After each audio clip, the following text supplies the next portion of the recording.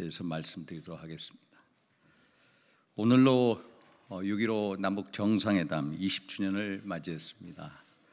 하지만 6.15 정신은 온데간데였고 남북관계는 오히려 최악의 위기 상황에 내몰리고 있습니다.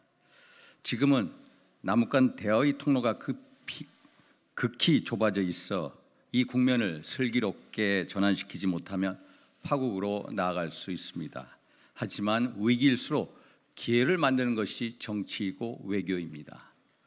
그간 남북한 간에 많은 선언과 합의가 있었지만 남은 결과는 오늘 우리 앞에 전개되고 있는 것처럼 극단적인 위협과 대결뿐입니다. 왜 이럴까요? 남북관계에서는 합의보다 실천이 중요한데 합의문, 선언문만 있었지 그에 대한 실천이 담보되지 않았기 때문입니다. 그리고 그 이유는 남북 합의 과정에서 우리 국민의 뜻을 모으는데 한데 모으는 일에 소홀했기 때문입니다. 이제 6.15 20주년을 맞이하여 꽉 막힌 남북 간 통로를 크게 열어서 파국 위기에 처한 현 남북 관계를 대화 협력 관계로 회복하기 위하여 담대한 접근이 필요한 시점입니다. 다시금 문재인 대통령과 김정은 위원장 간의 남북 정상회담으로 이 위기를 극복하는 큰 통로를 열어야 합니다. 그래서 저는 문재인 대통령께 이 남북 정상회담을 성공시키고 실천력이 담보된 전향적이고 실효적인 회담 결과를 이끌어내기 위하여 북한 문제에 정통한 보수 야권 인사를 대북 특사로 파견할 것을 제안합니다. 보수 야권 인사가 대북 특사로 적입인 이유는 이렇습니다. 첫째, 대북 정책에 관한 우리 사회의 진영 간 갈등을 완화시킬 수가 있습니다. 둘째, 정권의 변화와 부침에 따라 급격하게 변하지 않는 일관된 대북 정책을 추진하는 기반을 만들 수 있습니다.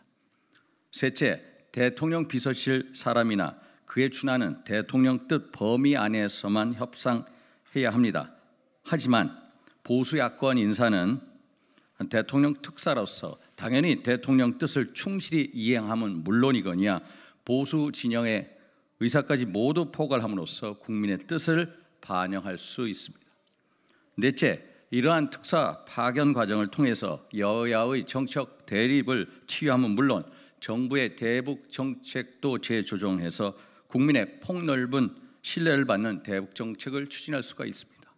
다섯째, 북한으로서는 향후 개성공단 재개 등 남북경제협력 등에서 이전과는 다른 강력한 추진력을 제공받을 수가 있습니다.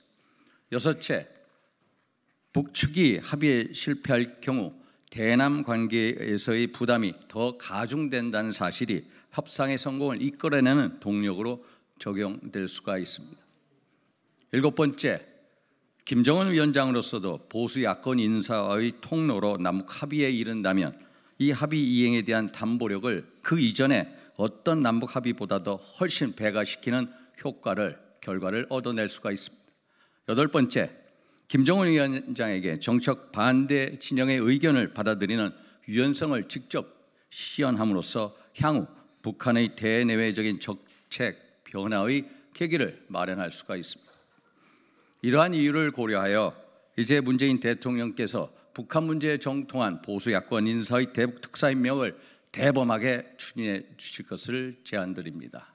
그리고 김정은 위원장도 문재인 대통령의 제안이 이루어질 경우 이를 적극 수용하는 담대한 정치력을 발휘해 주기를 기대합니다. 이상입니다.